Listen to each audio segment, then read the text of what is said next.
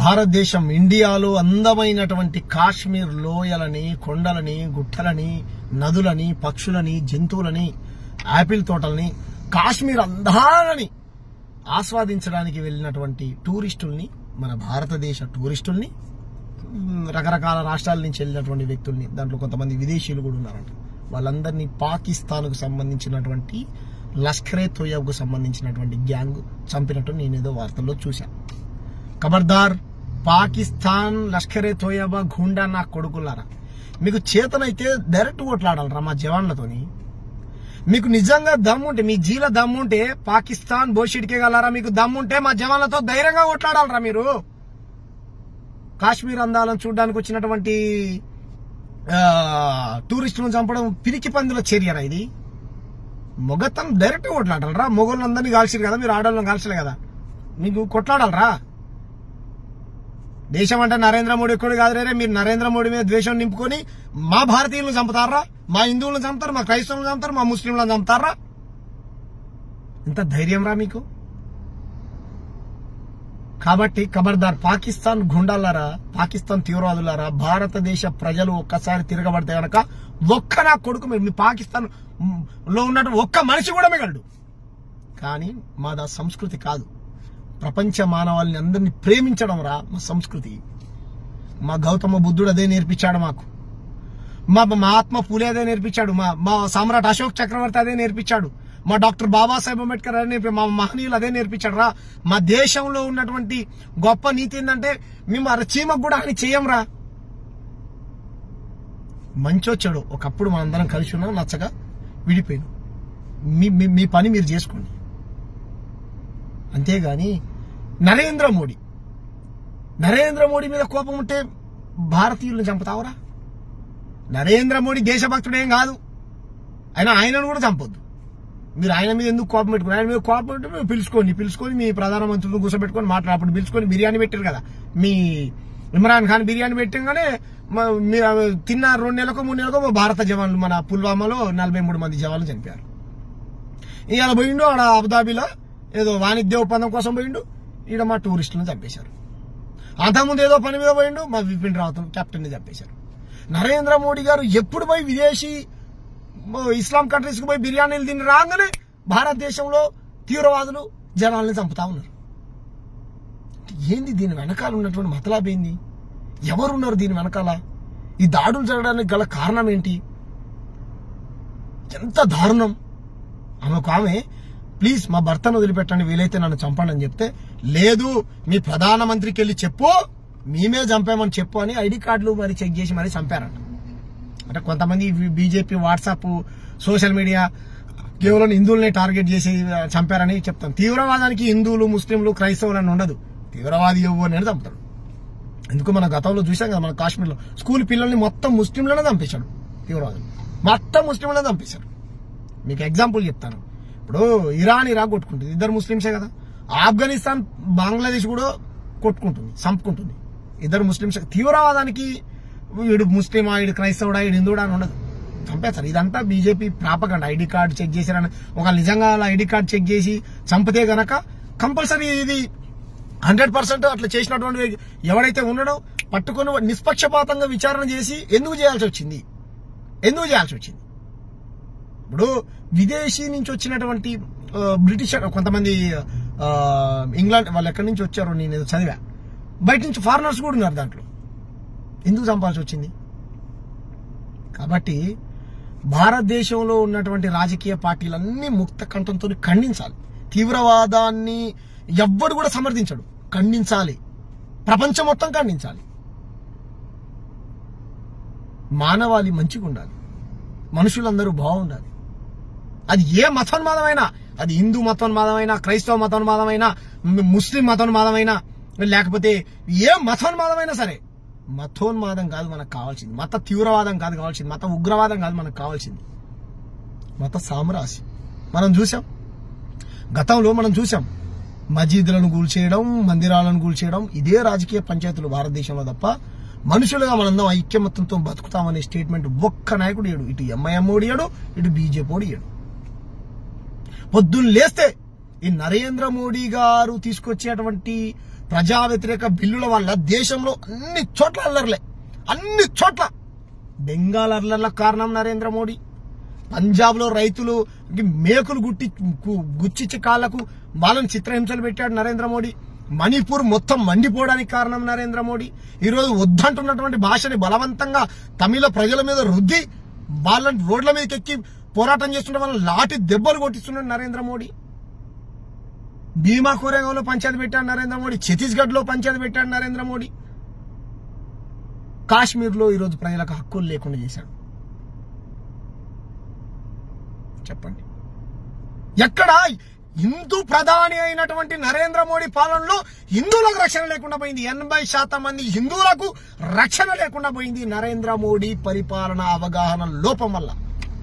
ఎందుకంటే ఈ నరేంద్ర మోడీ గారు ఏం చదువుకున్నాడో చెప్పడు, ఎంత నాలెడ్జ్ ఉందనేది ఎవరన్నా టీవీ ఛానల్స్ చూడండి. ఎలా అండి మీరు దేశాన్ని ఎలా రక్షించబోతున్నారు, ఇంకా ముందట ఎటువంటి నిర్ణయాలు తీసుకోబోతున్నారు దేశ అభివృద్ధి కోసం అంటే చెప్పడు.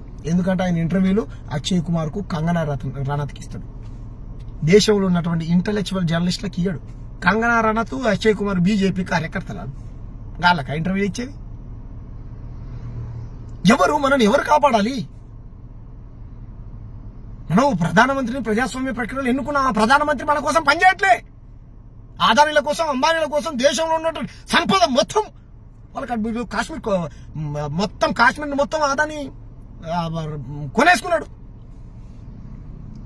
కాశ్మీర్ లో ఉన్నటువంటి ముఖ్యమంత్రి ముస్లిం, ఆయనతో వీళ్ళు కూర్చొని చాలా రోజులు భోజనాలు చేసి అమిత్ షా, నరేంద్ర మోడీ, జేపీ నడ్డా, అంతకుముందు ఉన్నటువంటి హోంమంత్రి రాజ్నాథ్ సింగ్ గారు పోయి మాట్లాడారు.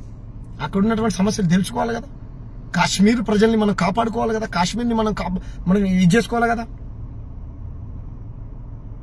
నరేంద్ర మోడీ ఉగ్రవాదాన్ని అంతం చేయలేడు. ఎందుకంటే ఈ దాడులు జరగడానికి గల కారణం ఏంటి? ఇప్పుడు ట్రంప్ గారు ఇన్వాల్వ్ అయ్యి మీ ఇద్దరు దేశాల సమస్యను నేను పరిష్కరిస్తా అంటాడు. మాకు ఇంకా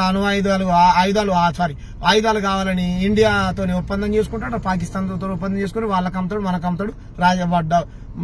1 లక్షల కోట్ల రూపాయలు మనం డబ్బులు ఇస్తాం, ఏమంటే వాడు లబ్ధి పొందుతాడు. హిందూ ముస్లిం పంచాయతీ పెట్టి బీజేపీ కూడా రాజకీయంగా లబ్ధి పొందుతాడు. బీజేపీకి రాజకీయంగా లబ్ధి పొంది వాడు గెలుస్తాడు, ఇటు ఎంఐఎం కూడా గెలుస్తాడు. మధ్యలో బలైపోయి 80% ఉన్న హిందువులు, 20% ఉన్న ముస్లింలు. ఇక క్రైస్తవుల పరిస్థితి అయితే చెప్పాల్సిన పని లేదు, వాళ్ళు రోడ్డు మీద ఫాస్ట్లోనే చంపుతారు. ఇక మనం చూసినాం కదా మొన్న ప్రవీణ్ పగడాల. చెప్పండి, మనిషి ఒకటి చచ్చిపోతే వాడు ఏ మతమోడు, ఏ కులమోడు, ఇదే కోణంలో చూసుడు. ఇప్పుడు నిజంగానే ఐడి కార్డులు చూసి మీరు హిందూ పేరుంటే కాల్చి చంపారు అనేది నాకు తెలిసి అయితే ఇది BJP propaganda, BJP WhatsApp university సృష్టించినటువంటి ప్రాపగాండా మనం భావించాలి తప్ప. ఎందుకంటే నాకైతే నమ్మబుద్ధి అవ్వట్లేదు. నిజంగా అలా చేసి ఉంటే కనుక వాడు ఎంతటి వ్యక్తి అయినా సరే నిష్పక్షపాతంగా విచారణ చేసి శిక్ష వైపోయారు వానికి. ఎందుకంటే గతంలో బాంబులు పెట్టినప్పుడు కాంగ్రెస్ హయాంలో వాడు ఎవడైనా సరే పూర్తి విచారణ చేయించి వానికి ఉరిశిక్ష లేపించాయి. కాసబ్ గాడు, గీసబ్ గాడు ప్రజలందరూ చూస్తున్నారు. నరేంద్ర మోడీ వచ్చిన తర్వాత లేదు. చూడు, 43 మంది జవాన్లు చనిపోయారు. వాళ్ళ కుటుంబాలని పరామర్శించినటువంటి దాఖలా లేదు నరేంద్ర మోడీ. వాళ్ళ కుటుంబాలకు ఇంతవరకు న్యాయం చేయాలి. బిపిన్ రావత్ గారు చనిపోయారు.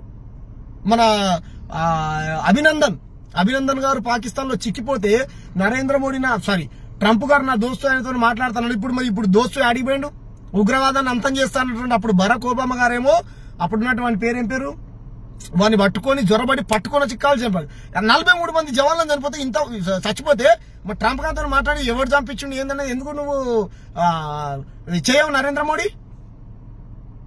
ఎందుకంటే వీడు తెల్లదొర, ట్రంప్ గాడు దొంగ, ట్రంప్ గాడు నెంబర్ 1 దొంగ. బరాక్ ఒబామా గారికి చేతులు ఎత్తి దండం పెట్టాలండి. ఉగ్రవాదాన్ని అంతం చేస్తానని అప్పుడు ఉన్నటువంటి ఎవడెవడైతే ఇటువంటి ఏదో పనులు చేశారో, మత కలహాలు పెట్టి ప్రజల సావులకు కారణమైందో మొత్తం ఎక్కడికక్కడ ఏరి పారేశాడు. అయితే మళ్ళీ ట్రంప్ గారు రాగానే దేశాల మధ్య పంచాయలు చూసాం కదా, ఉక్రెయిన్ దేశం ఇది పంచాయలు పెట్టడం, వాడు ఆయుధాలు అమ్ముకోవడం. ఇదంతా సామ్రాజ్యవాదుల కుట్ర, ఇదంతా దోపిడీదారుల కుట్ర. ఈ కుట్రలో మనల్ని మతం చుట్టూ, కులం చుట్టూ, దేశభక్తి చుట్టూ తిప్పి దేశ ప్రజల చావులకు కారణమవుతా ఉన్నారు ఈ పాలకులు. చెప్పండి, కాంగ్రెస్ హయాంలో బాంబులు వెళ్తే కాంగ్రెస్ పార్టీ నిర్లక్ష్యం, మరి బీజేపీ హయాంలో బాంబులు పెట్టి భారత ప్రజలు చచ్చిపోతే ఎవరు నిర్లక్ష్యం రా? ఇప్పుడు తీవ్రవాదులు, ఆతంకవాదులు దేశంలోకి జ్వరపడుతుంటే బార్డర్లో ఉన్నటువంటి నిఘా సంస్థలు ఏం చేస్తా ఉన్నాయి? నరేంద్ర మోడీ గారు దీపాలికి పోతారు, మీకు అవసరం ఉన్నప్పుడు జవాన్లతో ఫోటోలు దిగుతారు. జవాన్లు చెప్పేటటువంటి బిఎస్ఎఫ్ ఆఫీసర్లు చెప్పేటువంటి సలహా సూచనలు ఏమని ఇస్తే నాకంటే ఎక్కువ తెలుసా మీకు అని అంటారు. ఏం తెలుసు అమిత్ షాకు, ఏం తెలుసు జేపీ నడ్డాకు, ఏం తెలుసు మీ నరేంద్ర మోడీ గారికి? వాళ్ళకంటే ఎక్కువ తెలుసా? సరే నాకంటే తెలియదు అనుకో, అలాంటి వాళ్ళు చెప్పేటోళ్ళు మాకు తెలియదు అనుకో, మాకు చదివే రాదనుకో. చదువు వచ్చిన వాళ్ళు చెప్పినటువంటి మేధావులు. ఉత్తమ్ కుమార్ రెడ్డి లాంటి దేశభక్తుడు ఆయన కాశ్మీర్లో ఉద్యోగం చేసి పాకిస్తాన్ గుండాలకు వ్యతిరేకంగా తుపాకీ పట్టుకుని కొట్లాడినటువంటి నాయకుడిని పట్టుకొని మీరు దేశద్రోహులు అన్నారు. మీ పార్టీలో ఉంటేనే దేశభక్తులారా? మీ పార్టీ కండవ కప్పుకున్న దేశభక్తులారా? మీ అరాచకాలు చెప్తే తూ అని ఉంచుతారు తెలుసా?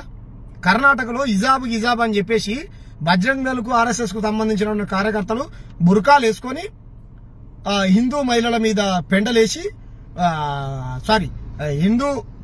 హిందువుల మీద పెండలేసి బుర్కాలు వేసుకొని వీళ్ళని పెండలేసి అరాచకాన్ని సృష్టించారు. వాళ్ళ బుర్కాలన్నీ లేపు చూస్తే ఉన్నది ఒకని పేరు రాము, ఒకని పేరు సంపత్, ఒకని పేరు కిరణ్, అన్ని ఈ పేర్లే. ఎందుకు ఇట్లా చేశారని అంటే లేదు సార్ మాకు పైన వాళ్ళు చెప్పారు ఇట్లా చేయమని. రెడ్ హ్యాండెడ్ దొరికారు రోడ్డు మీద మత పంచాయతీలు పెట్టి. చెప్పండి, వీళ్ళే చేపిస్తారు అన్ని. ముస్లింల వేషం వేసుకొని హిందువుల మీద దాడి చేపిస్తారు, చేపించి ముస్లింలు చేశారని ప్రచారం చేస్తారు. వాడు కూడా అంతే, ఎంఐఎం కూడా అంతే, ఓవైసీ ముస్లింలను రెచ్చగొడుతున్నాడు. ఏమనుకుంటారా మీరు? దేశ ప్రజలు చాలా చైతన్యవంతమైన రే. బీజేపీ ఎంఐఎం ని బొందబెడతాం, దేశంలో లేకుండా చేస్తాం, మతోన్మాదాన్ని లేకుండా చేసి మత సామరస్యాన్ని కాపాడుకుంటాం మేము. కాబట్టి ప్రజలారా పసిగట్టండి, నరేంద్ర మోడీ మనల్ని రక్షించలేడు. దీనికి పూర్తి నైతిక బాధ్యత నరేంద్ర మోడీ వహించి నన్ను అడిగితే రాజీనామా చేయాలి. దీపా నీకు చేత కావట్లేదు, నువ్వు కాపాడలేవు దేశ ప్రజలను. దీపా వాళ్ళ మాటని బిఎస్ఎఫ్ బార్డర్ సెక్యూరిటీ ఫోర్సెస్ ఆఫీసర్ల మాటలైన విను, సీనియర్ల మాటలైన విను. నువ్వు హెలికాప్టర్లు ఇద్దాం సార్, పాకిస్తాన్ నుంచి ఇంటెలిజెన్స్ సమాచారం సార్ మన జవాన్లకు ఇద్దామంటే నాకంటే ఎక్కువ తెలుసా అని అంటారంట. చెప్పిన ఒకసారి బిపిన్ రావత్ గారు అన్యాయంగా చనిపోయారు. ఎలా చనిపోయి ఇంతవరకు విచారణ లేదు.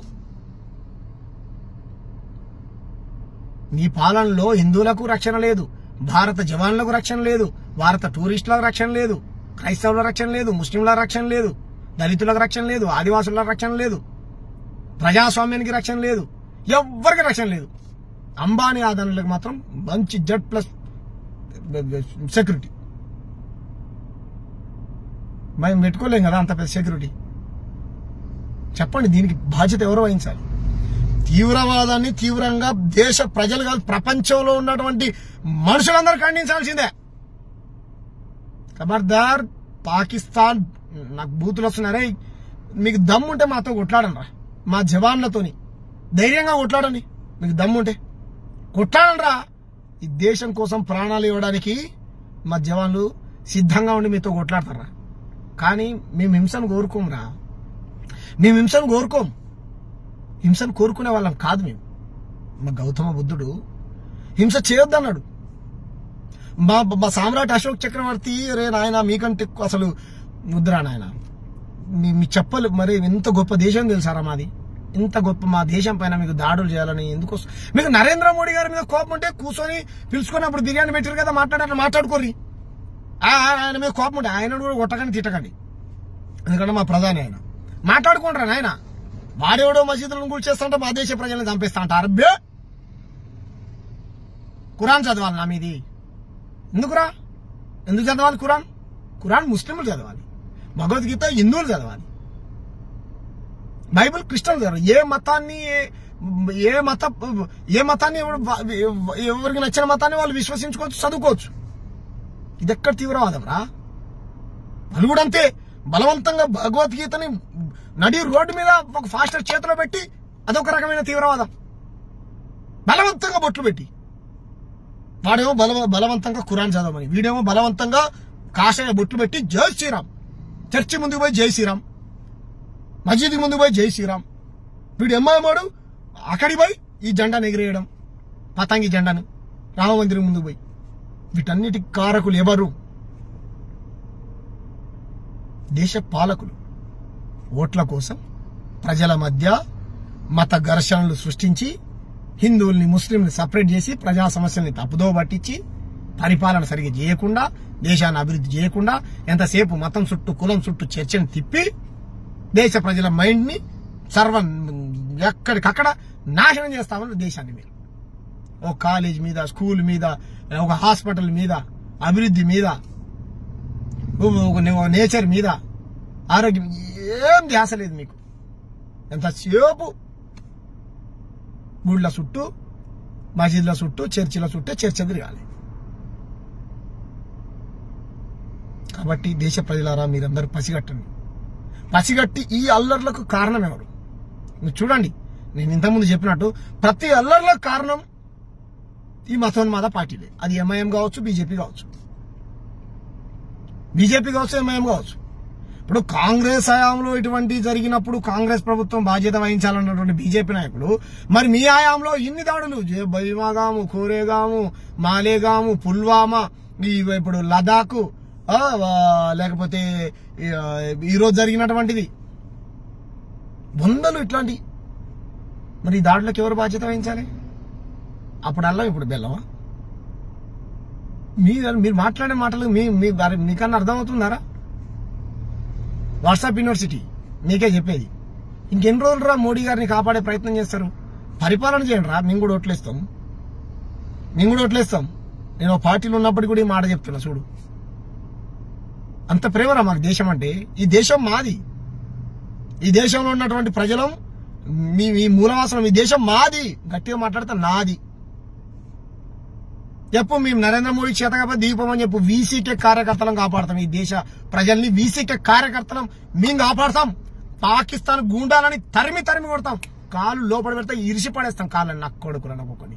మా వీసీకే కార్యకర్తలు కాపాడు. మా ప్రాణాలు పనంగా పెట్టి, ప్రాణాలు పోయినా సరే, రోజుకొకరు మేము చచ్చినా సరే 100 మందిని చంపుతాం నా దేశం మీదకి ఎవరికన్నా వస్తే.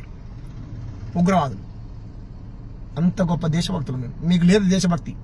మీ దేశభక్తి కాదు, మీది అధికారం కోసం పాకులాడేటువంటి స్వార్థ బుద్ధితో కూడినటువంటి దొంగ దేశభక్తి మీది. మీ దేశభక్తి కాదు.